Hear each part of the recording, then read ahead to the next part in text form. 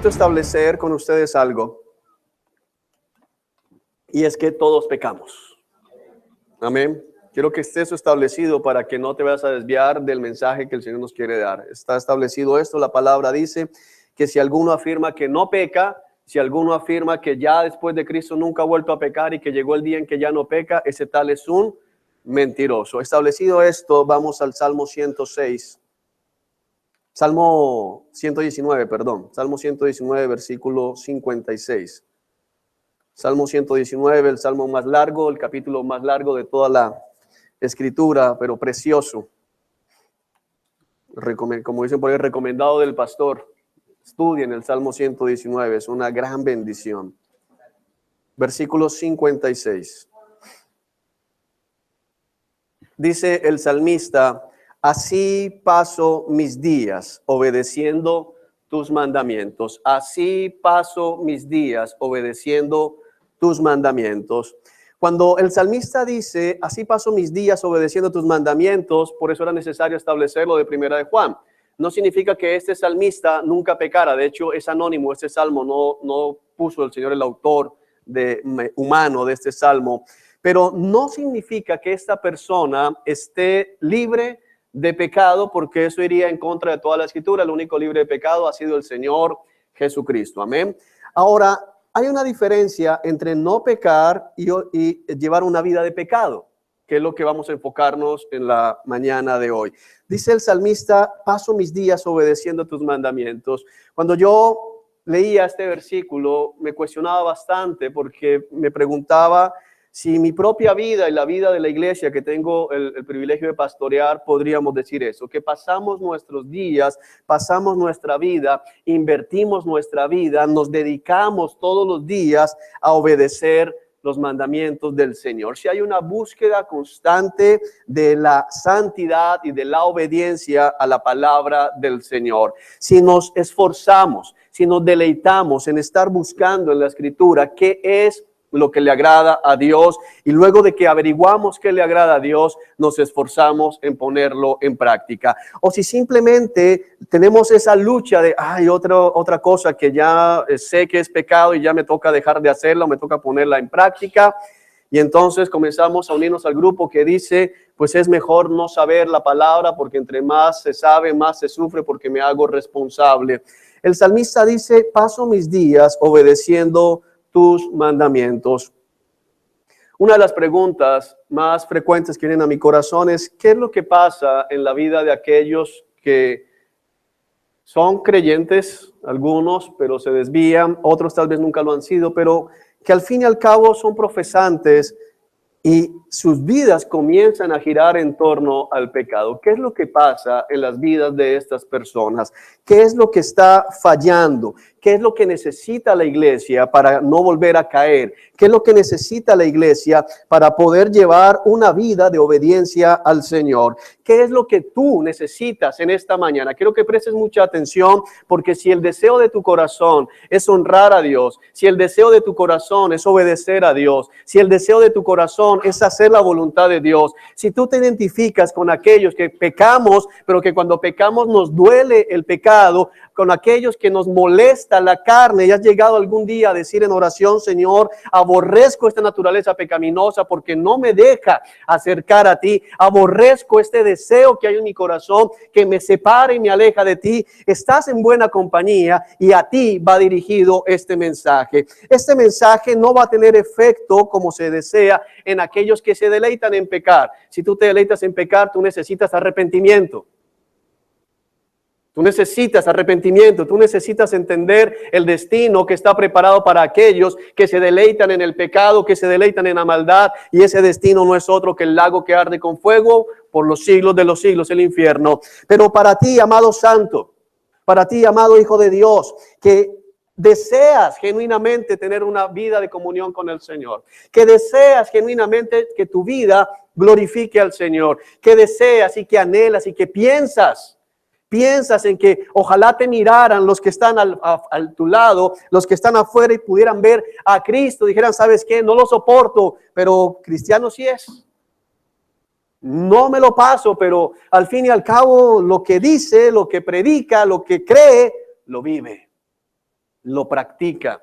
Si tú eres de aquellos que desean que cuando los cielos miren hacia abajo no se horroricen, como dice la palabra del Señor en Jeremías capítulo 2, donde dice, los cielos miran y están horrorizados de ver al pueblo de Israel. Horrorizados de ver cómo el pueblo de Israel cambia al Dios verdadero por los ídolos, cambia al único Dios que tiene el poder para salvarlos por ídolos de barro, de madera, de yeso. Si tú anhelas que los ángeles que están como testigos en la congregación, porque la palabra nos declara eso, y aquí hay ángeles, aunque no los estés viendo, mirando tu actitud, mirando tu reacción, mirando tu devoción, mirando lo que sucede cuando estás escuchando la palabra de Dios, y tú deseas que esos ángeles le den gloria a Cristo y se maravillen y digan qué bueno lo que Cristo hizo por ellos, amado, este mensaje es para ti y para mí. Amén. Así paso mis días obedeciendo tus mandamientos. ¿Cómo puedo lograr que mi vida la pase así? ¿Cómo puedo lograr llegar a decir, bueno, ¿sabes qué? Ha llegado un tiempo en el que mi vida la invierto en obedecer los mandamientos. No la invierto en conseguir dinero, no la invierto en las cosas de este mundo, la invierto en obedecer tus mandamientos. Y seguramente vas a experimentar bendiciones de parte de Dios al obedecerte, porque Dios es bueno. Y si tú trabajas diligentemente, Dios te va a bendecir, por lo menos no va a faltar alimento en tu casa. Amén. Pero ¿cómo puedo llegar allá? La respuesta, o parte de la respuesta, y es hacia donde vamos, la vemos en el verso 55, que es el verso anterior. Es decir, el verso 56 es consecuencia del verso 55. Dice el salmista, de noche reflexiono sobre quién eres, Señor. En la Reina Valera dice, en la noche medito en tu nombre. Recuerdo tu nombre, recuerdo el nombre de Dios. Ahora, recuerdo tu nombre, oh Jehová, es lo que dice en el original. Recuerdo tu nombre, oh Jehová, y entonces obedezco tus enseñanzas y entonces me aplico a tu ley, me aplico a tus mandatos, me aplico a tus preceptos. ¿Qué está diciendo el Señor, iglesia? Que la única manera en que tú te dediques a llevar una vida de obediencia es si meditas en quién es el Señor, si conoces el Señor. La palabra, el nombre del Señor, es importante entenderla porque el nombre es algo muy importante. De hecho, en el Antiguo Testamento, para el pueblo hebreo, el nombre hacía relación a lo que se esperaba de ese hijo que se estaba dando a luz o que se estaba gestando. Dios daba los nombres muchas veces para mostrar lo que pensaba hacer o con ese personaje que iba a nacer o con el pueblo que estaba viviendo en la época donde él nacía. Ahora, amados hermanos, cuando dice el salmista, recuerdo tu nombre, medito tu nombre, no es solamente, sí, yo sé quién es Cristo. Está diciendo recordar en el sentido de traer a mi vida de una manera activa y esperando que ese recuerdo produzca una acción de mi parte. No es nostalgia, no es simplemente el nombre del Señor y sigo con mi vida. Es el nombre del Señor. ¿Quién es el Señor? Porque decir Jesús involucra todo lo que Cristo es. Involucra tu salvación. Involucra que Dios se haya humillado al hacerse hombre. Involucra que Él haya vivido una vida perfecta. Involucra que Cristo cargó con tu maldad, bebió la copa de la ira, fue sepultado, resucitó al tercer día, está a la derecha del Padre y un día volverá por ti y por mí.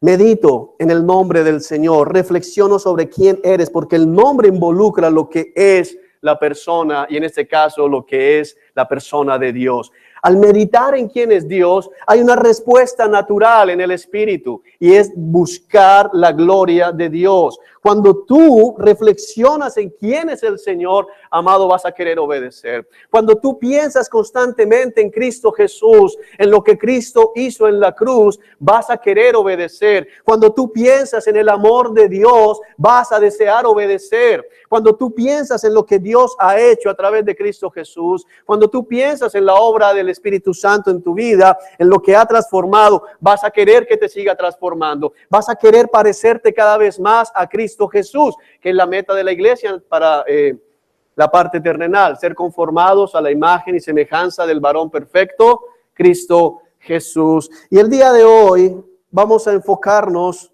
en algo muy importante y es el amor de Dios. El amor de Dios por la iglesia. Necesitamos reflexionar del amor de Dios porque mucho me temo que algunos han dejado de vivir a consecuencia, a causa del amor de Dios, y han comenzado a vivir en el legalismo, han comenzado a vivir en la teología, han comenzado a vivir simplemente en el conocimiento intelectual.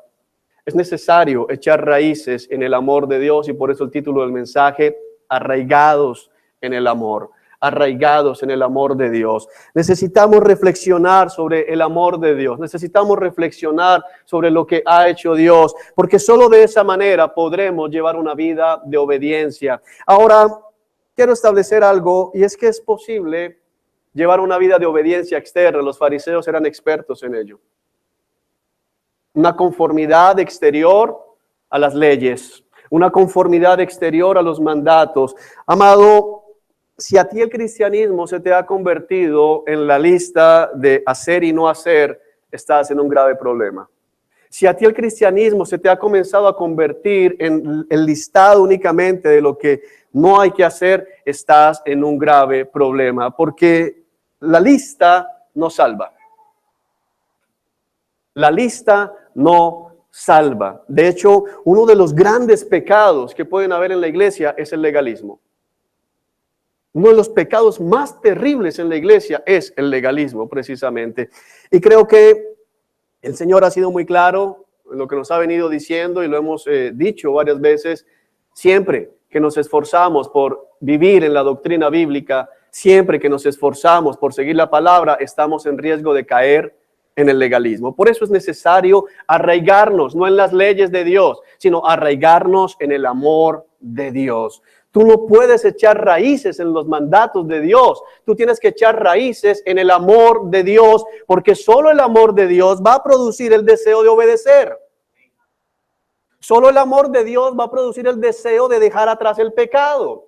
Solo el amor de Dios va a permitir que ese cambio sea permanente, no en el tiempo, sino en la eternidad. No sé si me estoy haciendo entender. Porque hay mucha gente muy religiosa, hay mucha gente con mucho conocimiento, y esta semana, por reuniones que he tenido, les llegaba a mi mente un ejemplo. No sé si alguna vez has entrado a la cocina y has visto cómo una licuadora se le echan muchas cosas, que queda el vaso a reventar, y tú prendes el motor de la licuadora y las aspas giran, pero no se mueve nada en el vaso. ¿Has visto? ¿Te ha pasado eso? Entonces uno le da y suena el motor, está trabajando y las aspas van a toda, pero el contenido del vaso está como quieto, inmóvil, no ha pasado absolutamente nada. Hay mucha gente que se atraganta con conocimiento bíblico, pero no pasa nada. Necesitamos extraer lo que Dios nos quiere decir a través de sus mandatos. Necesitamos extraer lo que Dios se propone con sus principios y sus mandamientos. Necesitamos realmente ser cambiados y transformados, porque una licuadora que gire las aspas mucho, pero al final no tienes jugo, ¿de qué sirve? De nada. El conocimiento teológico de Dios sin el amor de Dios no sirve absolutamente para nada. Ni siquiera sirve un poquito.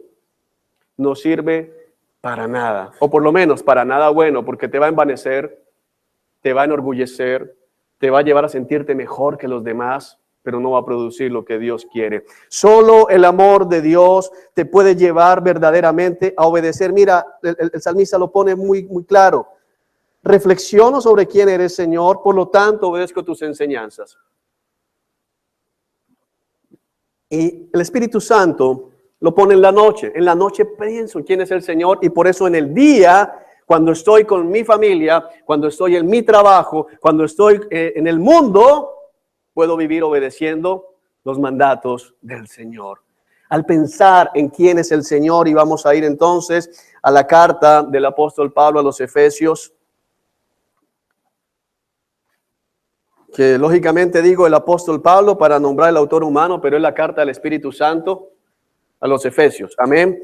Y lógicamente a todos nosotros.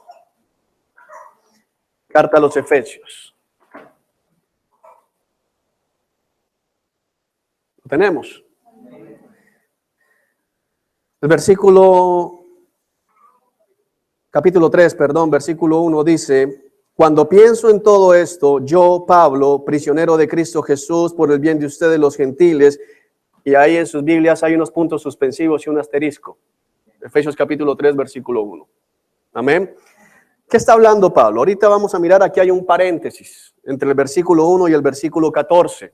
El versículo 1 se pega con el versículo 14, porque si no uno queda como loco, pero cuando pienso en esto y luego me habla de otra cosa, no es que Pablo estuviese elevado, es que el Espíritu Santo quería aclarar esta otra parte con los efesios. Pero, ¿qué es lo que está diciendo Pablo? Dice, cuando pienso en todo esto, yo, Pablo, prisionero de Cristo Jesús por el bien de ustedes los gentiles, vamos al 14 y vamos a leerlo así. Cuando pienso en todo esto, caigo de rodillas y elevo una oración al Padre. ¿Qué es aquello en lo que Pablo está pensando que lo lleva a caer de rodillas y elevar una oración al Padre? ¿Qué es lo que hay en Pablo? Ahora, permíteme hacerte una claridad, y es que cuando la Escritura aquí hace referencia de que Pablo cae de rodillas, no es la actitud de postrarse, aunque lógicamente implica el postrarse, sino la actitud de caer de rodillas, especialmente para los judíos, tenía que ver más con gozo que con humillación. Normalmente los servicios de oración en el templo se hacían de pie y con las manos levantadas. El de rodillas no implica la cabeza al piso, que es postrarse. La palabra, cuando se implica humillación, es postrarse. De rodillas hace referencia a Pablo de rodillas y con las manos levantadas. Y es una costumbre que tenían los judíos, especialmente de gozo. ¿Qué es lo que produce tal gozo en el corazón de Pablo que lo lleva a caer de rodillas y elevar una oración al Padre del Señor Jesucristo, al Padre de las luces, al Padre celestial? Bueno, rápidamente, el capítulo 1 y el capítulo 2 de Efesios nos describen varias cosas. La primera, en el capítulo 1 se nos muestra el plan de Dios, el propósito de Dios, lo que Dios hizo en el pasado. Y nos habla, por ejemplo, en el versículo 9, del capítulo 1, para que entendamos rápidamente, aunque no vamos a profundizar porque no es el tema del mensaje. Ahora Dios nos ha dado a conocer su misterioso plan acerca de Cristo, un plan para cumplir el buen propósito de Dios. El capítulo 1 nos habla del propósito de Dios. ¿Cuándo? En el pasado, desde el principio de los tiempos. ¿Cuál era el propósito de Dios? Y dice, y el plan es el siguiente. Me encanta como Pablo lo pone aquí, el Espíritu Santo. 2 puntos. Miren, les voy a contar el plan de Dios. El plan de Dios es que a su debido tiempo Dios reunirá todas las cosas y las pondrá bajo la autoridad de Cristo. Todas las cosas que están en el cielo y también las que están en la tierra. Es más, dado que estamos unidos a Cristo, hemos recibido una herencia de parte de Dios porque Él nos eligió de antemano y hace que todas las cosas resulten de acuerdo con su plan. Ese es el plan de Dios. Versículo 12, que fue que nosotros los judíos, que fuimos los primeros en confiar en Cristo, diéramos gloria y alabanza a Dios. Y ahora ustedes, los gentiles, también han oído la verdad. Ese es el plan de Dios. Desde el principio el propósito era darle gloria ¿a quién?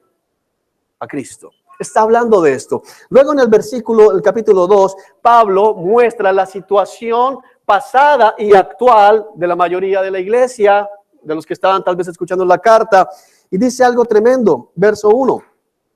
Antes ustedes estaban ¿qué? Muertos a causa de su desobediencia y sus muchos pecados. Vivían en pecado. Vivían en pecado. No era que pecaran, era que ¿qué? Vivían en pecado. Y hay una diferencia grande que es lo que mostramos allí en Primera de Juan. Vivían en pecado igual que el resto de la gente, obedeciendo ¿a quién? Al diablo. Es tremendo lo que está diciendo acá. El apóstol Pablo le está diciendo a los efesios, todo el que no está en Cristo, todo el que no obedece a Cristo, le obedece al diablo. No hay neutralidad espiritual.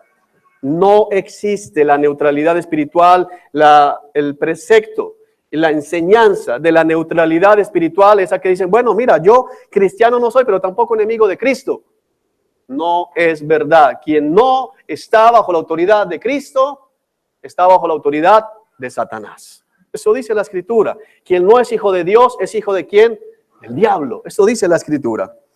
Vivían en pecado, igual que el resto de la gente, obedeciendo al diablo, el líder de los poderes del mundo invisible, quien es el espíritu que actúa o que gobierna el corazón de todos los que se niegan a obedecer a Dios. Eso es terrible. Está diciéndole a los efesios, mira, todo el mundo, y eso los incluía a ustedes, y quiero decirte, te incluía a ti y me incluía a mí. Antes de Cristo nosotros vivíamos obedeciendo al diablo. El que obraba en nuestro corazón era el diablo. Era el que gobernaba en nuestro corazón. A él le rendíamos obediencia, a él le rendíamos adoración, a él le rendíamos pleitesía. Por eso, gloria al Señor Jesucristo que nos ha rescatado y redimido. Amén. Todos vivíamos así en el pasado. ¿Quiénes? ¿Cuántos?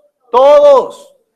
Por eso es importante entender el contexto, porque no era que, bueno, a ver, fulanito de tal en la iglesia que tú violaste, tú vivías bajo la influencia del diablo. Tú que secuestraste, tú vivías bajo la influencia del diablo. Porque aún en la iglesia, tal vez alguno de nosotros tenga la falsa idea de que hay unos que eran más malos que otros. Mentira.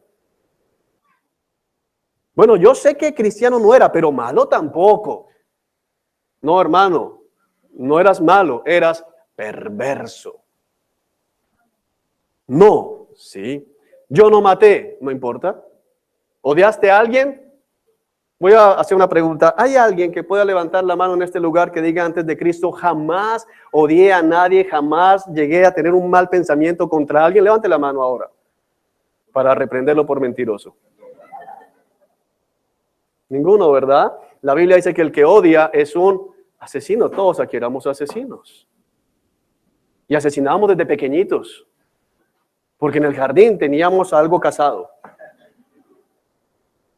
Desde pequeñitos estábamos asesinando. Es lo que dice la palabra. Todos vivíamos así. ¿En dónde? En el pasado. Pablo establece algo bien importante. Ya no vivimos así. Vivíamos así. El mundo vive así, pero tú no. Tú no vives de esa manera. Siguiendo los deseos de ¿qué? De nuestras pasiones y la inclinación de nuestra naturaleza pecaminosa. Por nuestra propia naturaleza éramos objeto del enojo. El original dice de la ira de Dios, igual que todos los demás. Así que el cuento de que por naturaleza somos objeto del amor de Dios es mentira. Pero tanto amó Dios al mundo, sí, pero aquí está hablando de manera particular. Dios amó al mundo general y envió a su Hijo a rescatar al mundo general, pero aquellos de manera individual son objeto de la ira, mientras que no reciban la salvación en Cristo Jesús. Yo no puedo creer que el Señor odia a fulano de tal, él es tan buena gente. Bueno, la palabra no dice eso, dice que esa persona es objeto de su ira y por eso deberías predicarle.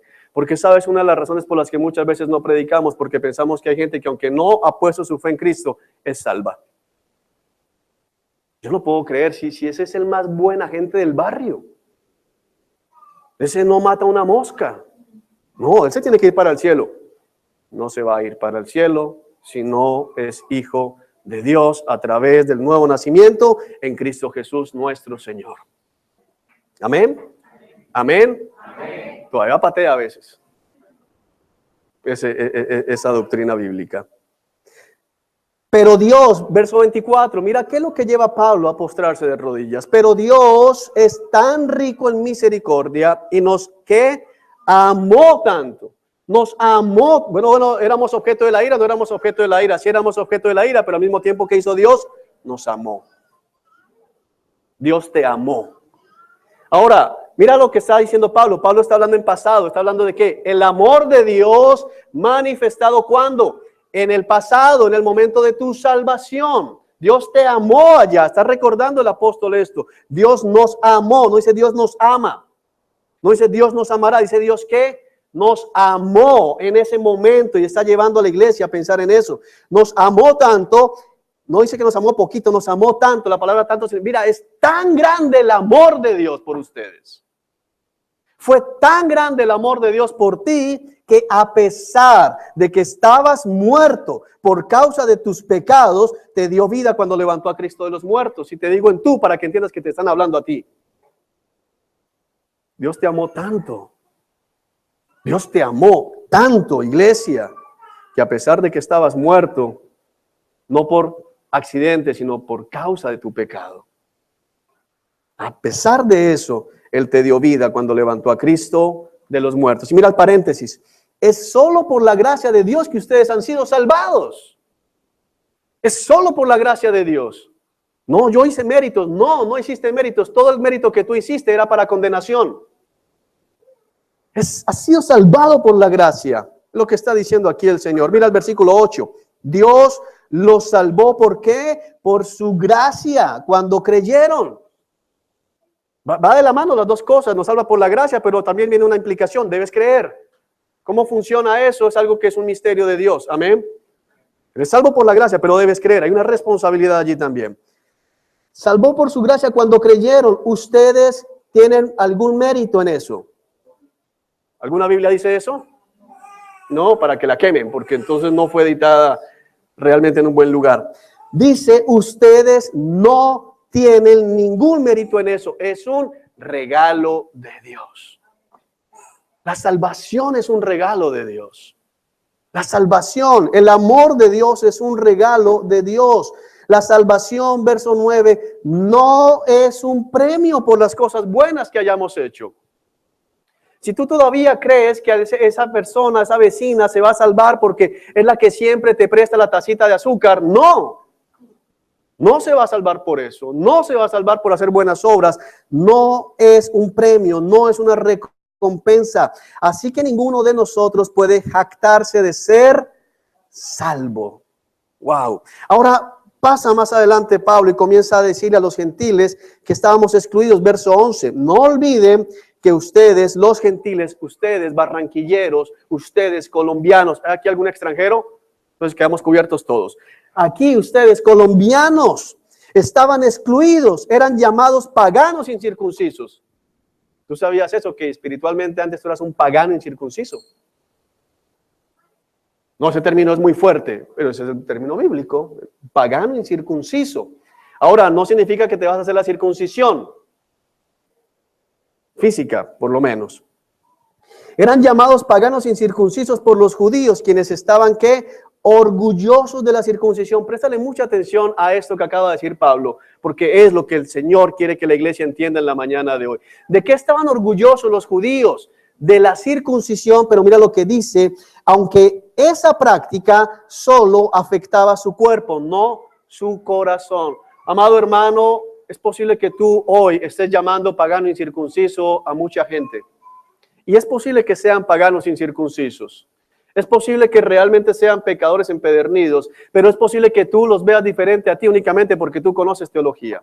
Es posible que tú los veas diferente a ti porque estás llevando una vida de moralidad, porque has sumado una cantidad de normas en tu vida, una cantidad de leyes en tu vida, y ahora te crees más santo que ellos, pero no eres santo. Porque santo es el que ha sido apartado por Dios, apartado para Dios y lleva una vida separada de este mundo. Tal vez tú te estés jactando de una obra de la carne y en la carne, pero no ha pasado nada en tu corazón.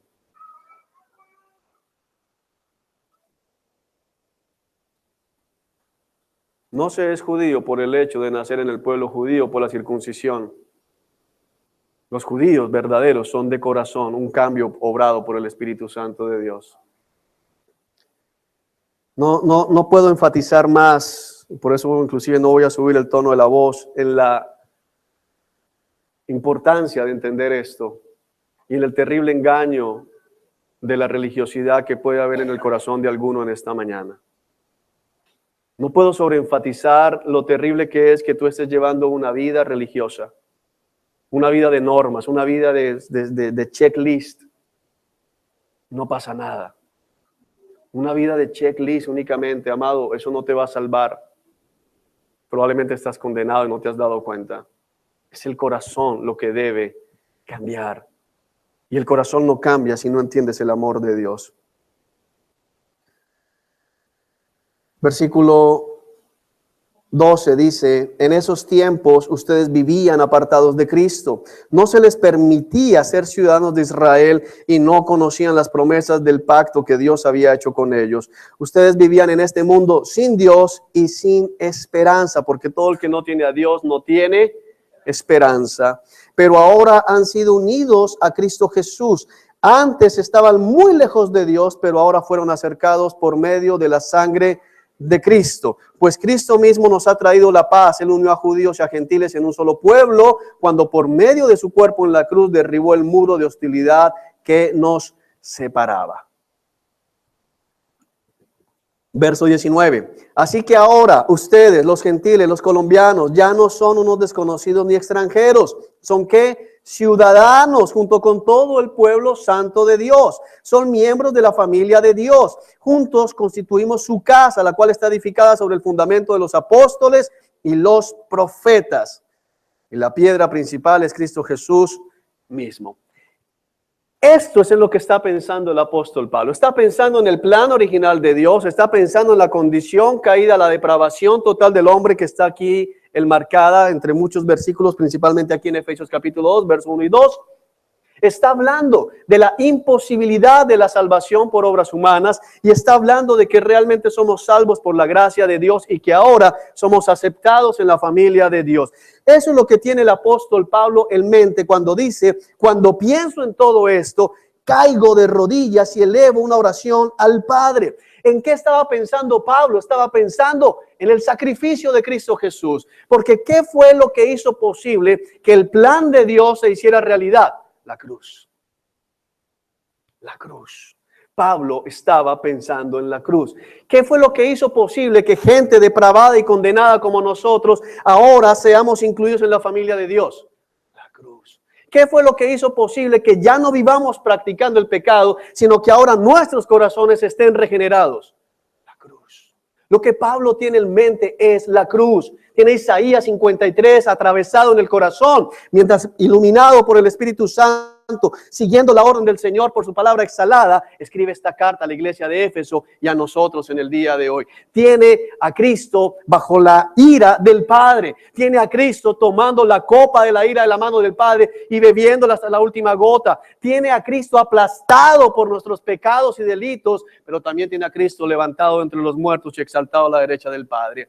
Pablo tiene el Evangelio y cuando piensa en el Evangelio, cuando piensa en la cruz, cuando piensa en el sacrificio de Cristo, cae de rodillas y eleva una oración al Padre. ¿Por qué, amado hermano? Porque la cruz, si tú me preguntas, Juan, ¿cuál es el mayor acto de amor de Dios en la Escritura? No es la creación.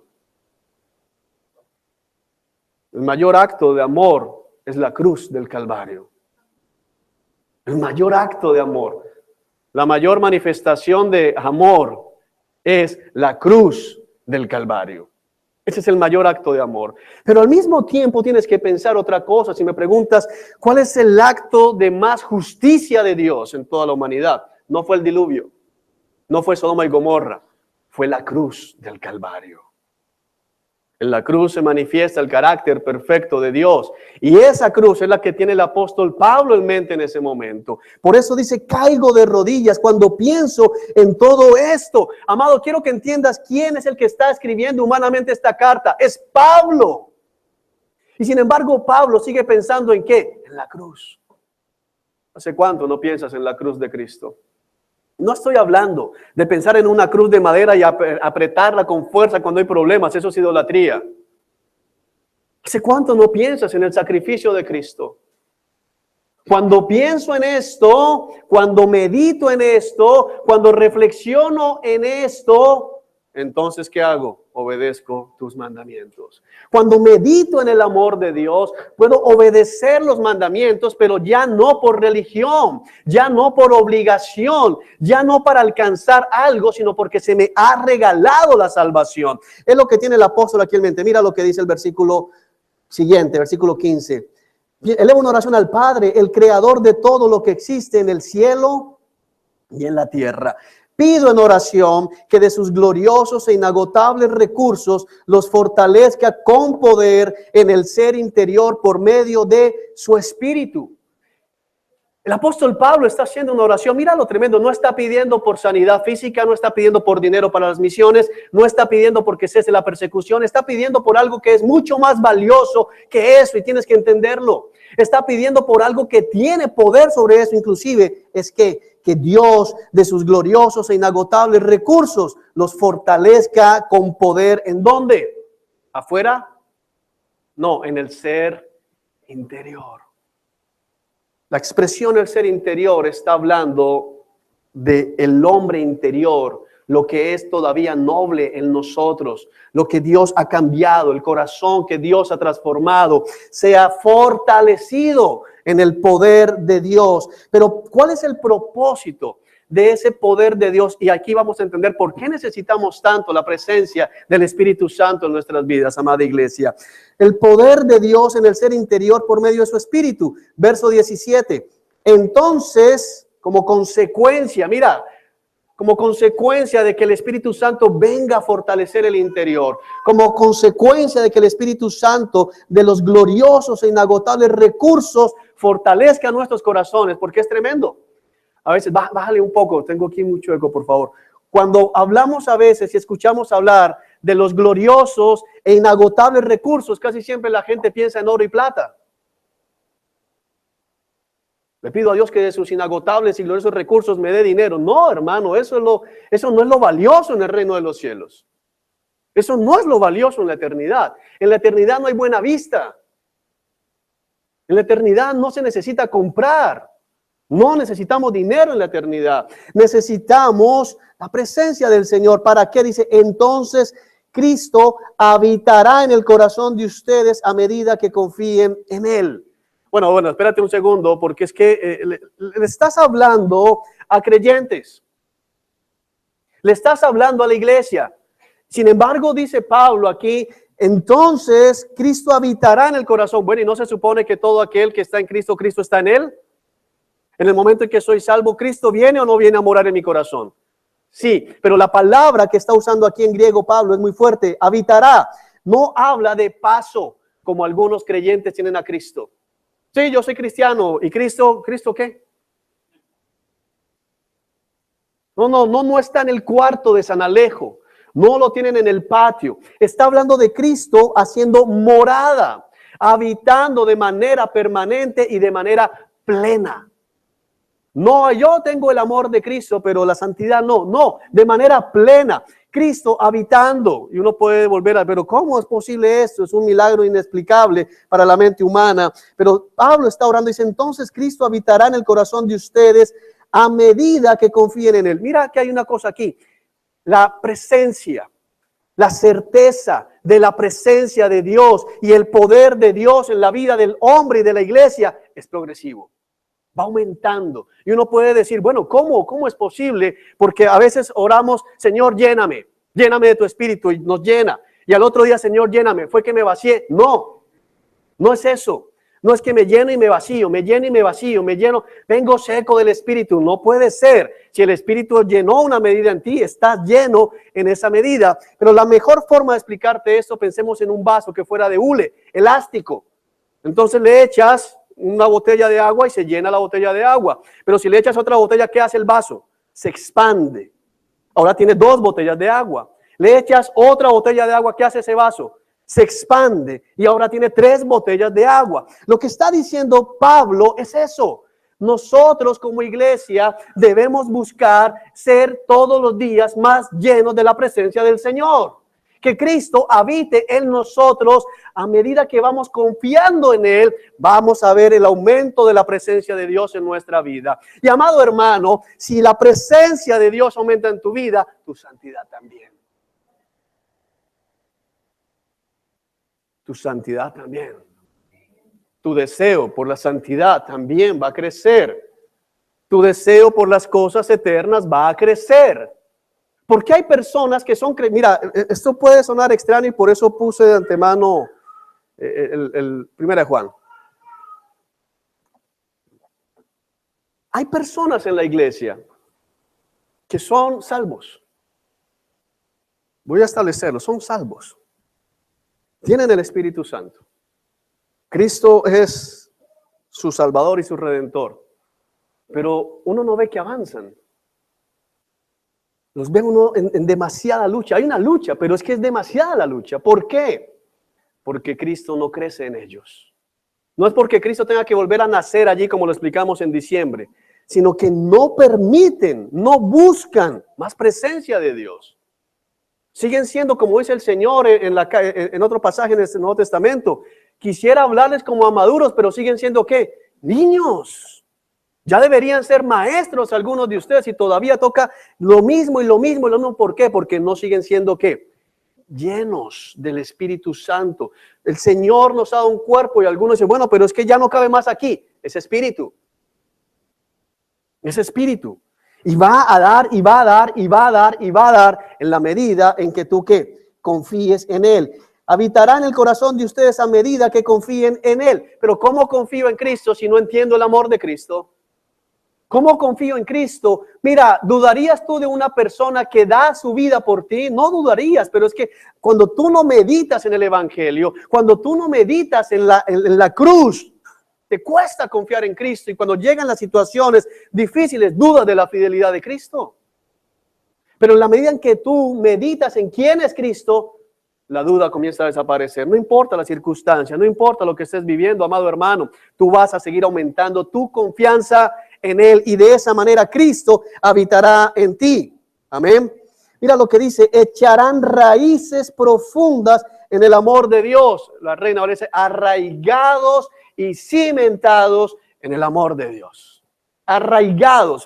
Es más fuerte el término arraigado que echar raíces. Arraigados, están enraizados allí, sujetos allí, están pegados. Lo que dice: echarán raíces profundas, no por el amor de Dios, no con el amor de Dios, sino ¿en dónde? En el amor de Dios. Este prefijo es importante, en.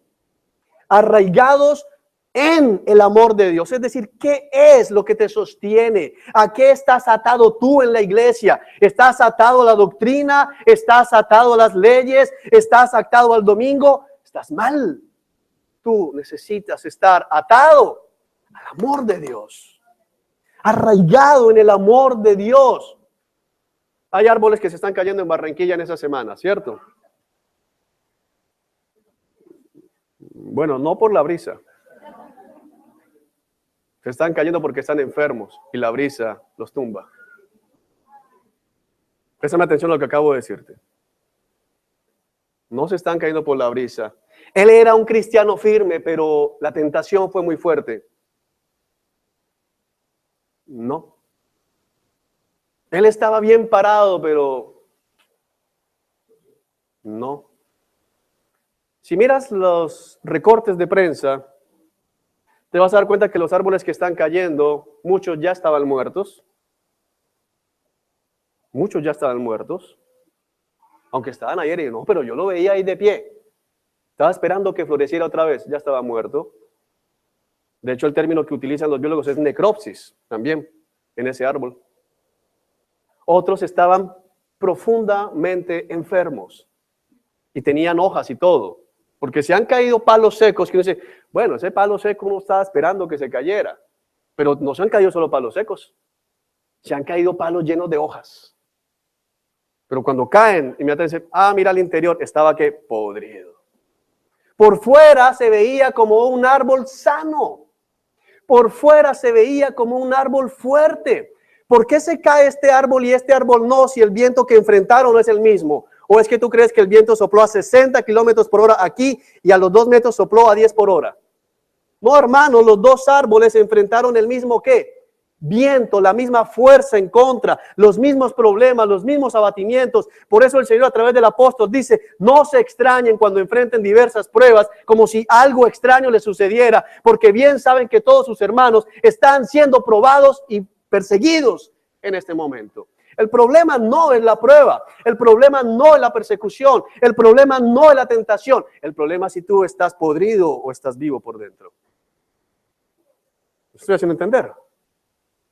Las raíces de estos árboles que están cayendo en Barranquilla no eran profundas y no estaban arraigadas. ¿Por qué? Porque como estaban muertos ya no se estaban alimentando. Y si la raíz no se está alimentando, ¿de qué sirve la raíz? De nada, porque el propósito de la raíz en un árbol es ¿cuál? Nutrientes. Nutrientes. Quiero que entiendas esto. El Señor nos dé sabiduría para comprender esta ilustración. Porque el propósito no es sostener el árbol fuerte. El propósito de la raíz principal es que nutrir el árbol. Que el árbol absorba los nutrientes y si tiene nutrientes es fuerte. La teología no tiene por propósito que seamos fuertes. No, amado hermano, no lo vas a conseguir. Lo que Dios nos lleva a entender que nos hace fuertes es que confiar en el amor de Dios. Yo puedo estar tranquilo en medio de cualquier circunstancia porque creo algo. Él murió por mí. Y si Él murió por mí, dice la palabra, si Él entregó y no negó la vida de su unigénito, ¿no nos dará junto con Él todas las demás cosas, gente de poca fe? ¿Tú por qué crees tanto? Porque murió por mí, hermano. ¿Qué más prueba necesitas del amor de Dios? ¿Cómo estás seguro que Dios te ama? ¿Se te ha revelado? Hermano, ¿has visto una visión? No, no he visto visiones, pero sé que Cristo murió. ¿Qué más prueba quieres? Yo no necesito que alguien me afirme que Dios me ama. Yo sé que Dios me ama. ¿Por qué? Porque la cruz me muestra el amor de Dios. Ahí está mi raíz. Y entonces puede que el viento me arranque las hojas, pero no me voy a caer. ¿Porque estoy sostenido en mí? No, estoy sostenido en el amor de Cristo. Es lo que está tratando de transmitirnos el Espíritu Santo a través de Pablo. Entonces Cristo, no se está transmitiendo, porque Él no hace intentos fallidos. Entonces Cristo habitará en el corazón de ustedes a medida que confíen en Él, echarán raíces profundas. Hay gente con raíces superficiales en Cristo.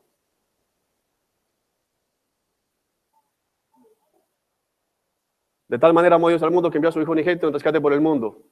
Soy cristiano. Esa raíz es muy superficial. Esa raíz no te va a aguantar un viento de 30 por hora.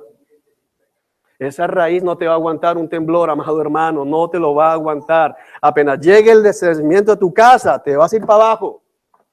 Raíces que profundas. ¿Y cómo obtengo raíces profundas? Meditando, reflexionando y recordando quién es Él. Vas creciendo en la medida en que confías en Él. El Espíritu Santo te va llenando y te vas ensanchando espiritualmente. Es tremendo. Echarán raíces profundas en el amor de Dios. Y mira, ¿qué es lo que te estoy diciendo? ¿Y qué harán esas raíces profundas en el amor de Dios? ¿Te mantendrán cómo? Fuerte. ¿Fuerte para qué? ¿Para hacer dinero? No. ¿Fuerte para qué? Para no caer. Fuerte para no volver atrás. Fuerte para no estar en la condición del capítulo anterior. Fuerte para no ser objeto del enojo de Dios. Fuerte para soportar lo que pueda venir por la causa de Cristo Jesús. Fuerte para no caer cuando lleguen los vientos de 60 por hora.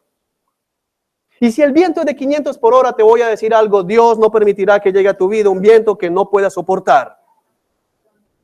Si tú caes, no es porque Dios envió un viento más fuerte que tú, es porque tú no te has fortalecido en Cristo Jesús. Amén. Verso 18, el apóstol Pablo dice, espero que puedan comprender. O sea, eso no me pasa solo a mí, me pasa también a Pablo. Espero que puedan entender eso que estoy tratando de decir. Espero que puedan comprender. No que el Espíritu Santo les pueda explicar, sino que ustedes puedan comprender. Espero que nosotros podamos comprender en esta mañana como corresponde a todo el pueblo de Dios. Mira lo primero que dice acá. Si tú eres parte del pueblo de Dios, tú debes entender esto.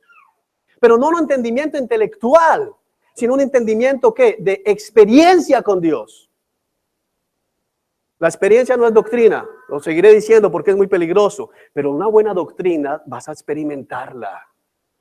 Vas a experimentar el amor de Dios en tu vida. Tú, mira, hay argumentos que nosotros podemos usar para hablar con personas que son ateas o que no creen en Cristo. Argumentos lógicos, intelectuales, que pueden ayudar a probar cosas, como por ejemplo la veracidad de la Biblia, que la Biblia no ha sido adulterada. Le podemos dar muchos argumentos y podemos desarmarlo. Pero entre cristianos, en la iglesia de Dios, el argumento que yo te doy, ¿por qué creo que la Biblia es verdad? Porque lo sé. Lo sé en mi corazón. Este libro ha transformado mi corazón. Este libro yo lo abro y yo sé que Dios me está hablando. Tú le dices eso al escéptico y te dice, ¿estás qué? Chiflado. Estás loco, Juan. Pero si yo te digo a ti eso y tú piensas que estoy loco, mi hermano, tú no eres cristiano. ¿Cómo sabes que Génesis 1, hermano? Porque está en la Biblia. ¿Y cómo sabes que no hubo un concilio secreto y los Illuminati se metieron allá? Y como la no, hermano, porque es que yo sé, es una cosa de experiencia. Bendito sea el Señor. Es algo vivo, es vivo. El amor de Dios en mi corazón está vivo y está vivo en el corazón de cada creyente. Cuando tú te acercas en la madrugada y abres este libro, tú sabes que es verdad.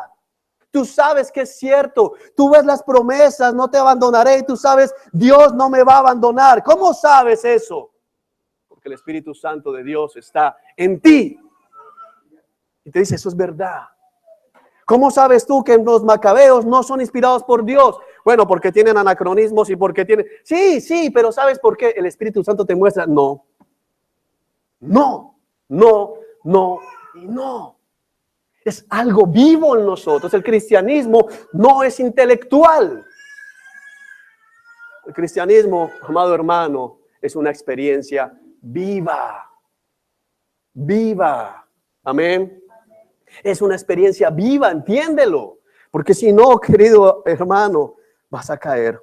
Espero que puedan comprender cómo corresponde a todo el pueblo de Dios. Eso significa que el amor de Dios es una experiencia que es común a toda la iglesia. Tú no puedes seguir en el engaño de, bueno, es que Dios le habla a ciertos personajes y a ellos sí. Puede que Dios le dé dones a alguno, le dé profecía a alguno, pero el amor de Dios es transmitido a toda la iglesia.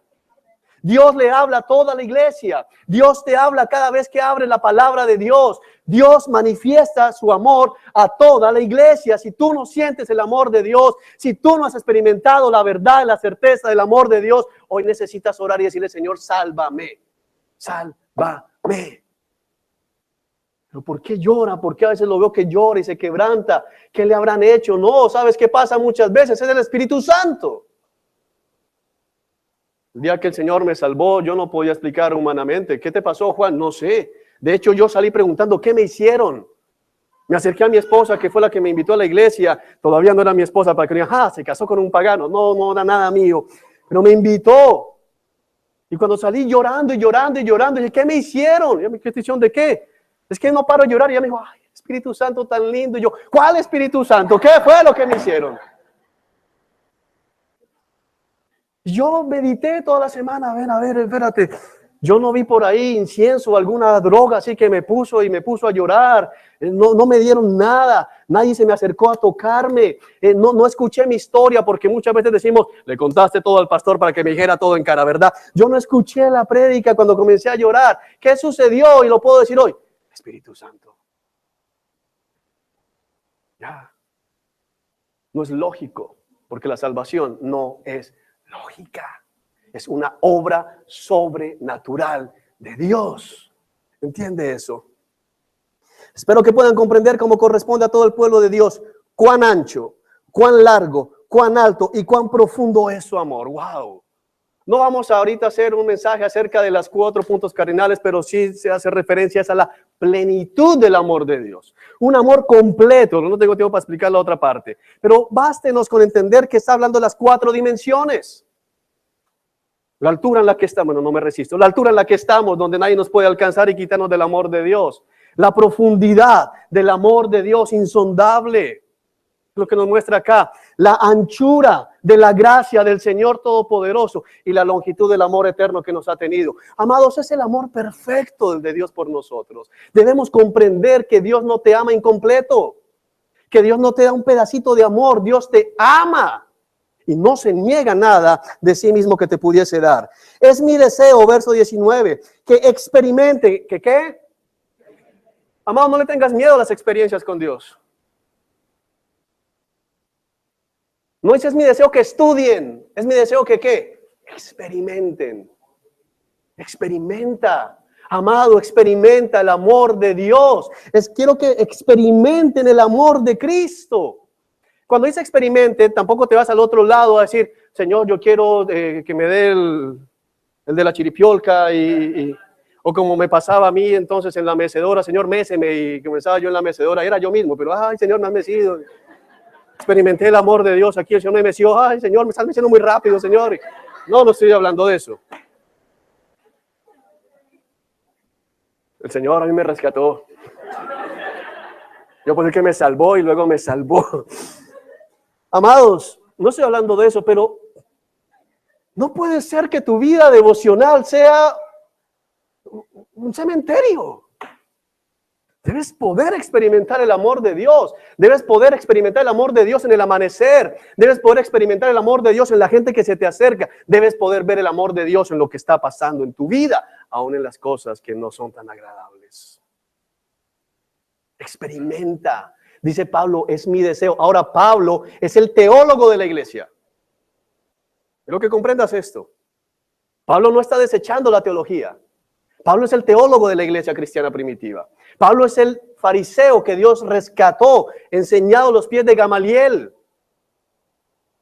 Pablo comprendía. A Pablo se le revelaron cosas tremendas. La mayoría de la teología del Nuevo Testamento le fue revelada a Pablo, no a Pedro ni a Juan. Sin embargo, ¿qué dice Pablo? Quiero que experimenten el amor de Cristo. ¿Por qué? Porque Pablo había sido fariseo y Pablo sabía lo inútil, lo absurdo de querer vivir la vida en Cristo, en Dios, a través de la religión. Pablo sabía lo terrible que era el conocimiento intelectual sin el amor de Dios. Por eso dice, mira, iglesia, sí, mira, Efesios es un tratado teológico tremendo. Léelo, estúdialo, disfrútalo. Pero Pablo aquí mete, el Espíritu Santo aquí dice, experimenta el amor de Cristo. ¿Por qué? Si tú no sientes el amor de Cristo, tú vas a seguir pecando. Si tú no experimentas el amor de Cristo, tu mayor esfuerzo será legalismo. Legalismo, iglesia, no te va a salvar. Te vas a hundir en los mares profundos del conocimiento. Te van a atrapar allá. Tu tumba tal vez no sea en el bar. Va a ser bajo teología sistemática, bajo neumatología, bajo una cantidad de cosas. Dios no desea que mueras atrapado en el estudio de Dios. A Dios no hay que estudiarlo, hay que conocerlo. Conocerlo. Ahora, ¿eso significa que no le paramos atención a los detalles, que no nos esforzamos? No, sí. Pero ¿qué pasaría si mi esposa me ve en la sala de la casa con una hojita y yo detrás de ella? ¿Qué haces, Juan? Estudiándote. ¿Qué pasa? Ahora, yo me puedo parar al lado de mi esposa en la cocina o en la sala y la veo, la contemplo. Y mira qué bonito se ríe. Voy a hacerla reír. Me gusta cómo sonríe. Oye, me doy cuenta que no le gusta esto. No voy a hacerlo. No la estoy estudiando, la estoy ¿qué? Conociendo. ¿Me hago entender? Una cosa es ir a la Biblia a estudiar y tratar de hacerle disección a Dios, y otra cosa es ir a conocer en detalle a Dios. Dos cosas diferentes. Deseo que experimenten el amor de Cristo, pero mira lo que dice, aun cuando es demasiado grande para comprenderlo todo. Mira lo tremendo, no hay manera en que logremos comprender al final el amor de Cristo en esta tierra. Es demasiado grande. Es demasiado grande, pero experiméntalo. Ahora, ¿por qué debes experimentarlo? Entonces serán completos. ¿Por qué todavía tanta gente con un sentido de algo me falta, algo me falta, algo me falta? Está bien si estamos hablando de la carencia de este no es mi mundo, este no es mi lugar, esta no es mi tierra. Yo sé que no fui hecho para Barranquilla. Vete para Bogotá, tampoco para Bogotá. Vete para tampoco. No fui hecho para ese planeta. Ya, no es mi lugar. Este es un lugar caído. No fuimos hechos para este mundo caído. Fuimos hechos para el Edén.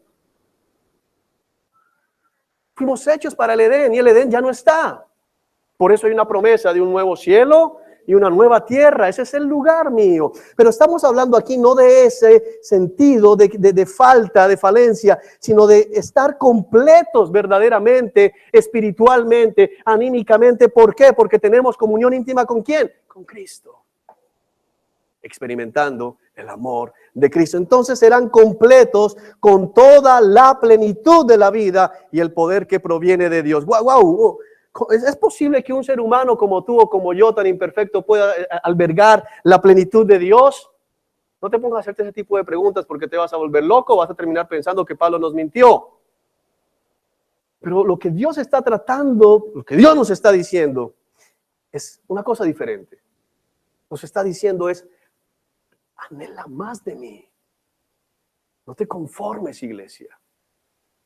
Yo ya he crecido mucho espiritualmente. No, siempre vas a poder crecer más en Cristo.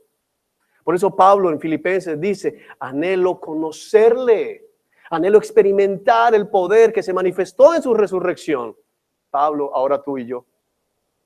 Es el menester de nosotros anhelar que la plenitud de la vida y el poder que proviene de Dios. ¿Cuál poder? ¿De qué poder viene hablando el apóstol Pablo? El poder de la cruz, el poder del evangelio, el poder de la gracia de Dios, el poder de la misericordia de Dios, el poder del plan de Dios. Es lo que viene hablando acá. Ahora, amado, ¿cómo puedes tú decirle no a los deseos de la carne? Solamente con el poder de Dios lo podrás hacer para la gloria de Dios. De otra manera serás un fariseo. El tiempo está cortísimo, pero esta ilustración te puede ayudar. La estuve leyendo esta semana en un libro que estoy leyendo, valga la redundancia. Y el autor, hablando precisamente de un tema de legalismo, decía, mira, la iglesia puede moverse de dos maneras, y toma un ejemplo de la mitología griega, o dos ejemplos de la mitología griega. Por un lado está Ulises. Entonces fue a la guerra en Troya y de regreso iban a pasar por un lugar donde estaban las sirenas, que se decía que esas sirenas tenían un cántico tan hermoso que hacía que la gente se fuera hacia ellas y los devoraban. Entonces Ulises le pide a sus hombres, átenme al mástil, amárrenme bien fuerte al mástil, ustedes pónganse cera en los oídos y déjenme escuchar el canto de las sirenas. Y cuando estemos por ahí, así ustedes me vean ordenándoles y gritando y pataleando que me suelten, no me suelten. Así que amarraron a Ulises al mástil, bien fuerte, pasó por allá, escuchó las sirenas, se desesperó por ir a buscar las sirenas, pero no lo soltaron sus hombres, pasaron, terminó el llamado de las sirenas, lo soltaron y dijo, bueno, mira, me salvé, pero qué cántico tan hermoso. Ahora, Ulises pasó, pero hay otro personaje, no recuerdo el nombre, que también iba a pasar por allí y tenía dentro de su barco a un hombre que era conocido en la mitología griega por tocar y componer una música preciosa.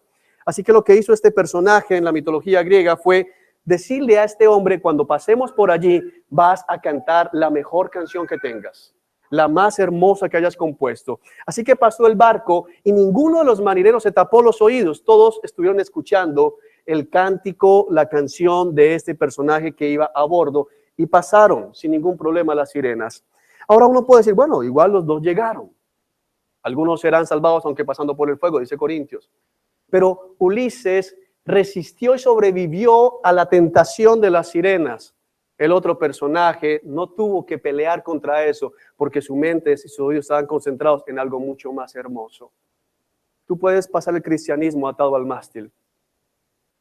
Tú puedes pasar tu matrimonio atado al mástil. Tú puedes pasar tu tiempo con tus padres atado al mástil, deseando salir corriendo, deseando correr hacia las sirenas. Puede que sobrevivas. Pero amado, Dios no quiere que pases así. Dios quiere que pasemos el cristianismo deleitándonos en el amor de Cristo. No importa qué tan fuerte grite el mundo, no importa qué tan atractivo sea lo que el mundo ofrezca, si pones tu mente en el amor de Cristo, nada será más atractivo. Nada te va a separar del amor de Dios que es en Cristo Jesús. Experimenta el amor de Cristo. Y ahora, verso 20, y con eso terminamos. Que toda la gloria sea para Dios, quien puede lograr mucho más de lo que pudiéramos pedir o incluso imaginar mediante su gran poder que actúa en nosotros. Uno de los textos favoritos del Evangelio de la Prosperidad, sacado completamente de contexto. Porque lo que está diciendo Pablo es qué es lo que Dios nos puede dar más o más de lo que incluso imaginamos. Su amor. Su amor no está hablando de quiero ser astronauta, Dios lo puede hacer. Quiero ser presidente de los Estados Unidos, Dios te lo puede dar. Pídelo, que Él no te va a hacer presidente, te va a hacer rey de Estados Unidos. No está diciendo eso. Está diciendo que la gloria sea para Dios, quien cuando le pedimos que nos llene, nos puede llenar ¿qué? Mucho más. Quien cuando le pedimos que nos permita experimentar su amor, nos permite experimentarlo mucho más. Quien cuando le pedimos que nos deje vivir con la plenitud de su poder, nos da mucho más de lo que siquiera pudiéramos pedir o imaginar. Y muchos de nosotros hemos visto ese amor de Dios, ese consuelo de Dios, más allá de lo que sobrepasa el entendimiento. Porque hemos pasado a veces por dificultades bien grandes y el gozo y la paz han estado allí, más allá de lo que pudiéramos pensar o imaginar. Gloria a Él en la iglesia y en Cristo Jesús por todas las generaciones, desde hoy y para siempre. ¿Por qué Pablo utiliza esta expresión que normalmente usa al final de sus cartas? Porque es importante que la iglesia entienda, que tú entiendas, que yo entienda, que nosotros entendamos que esa búsqueda del amor de Dios y el deseo de experimentar el amor de Dios no estaba reservado para los de Éfeso, sino para que tú en la mañana de hoy lo entiendas y busques el amor de Dios. Solo allí, meditando en el amor de Dios, recordando el amor de Dios, te levantarás para vivir en obediencia. Amén.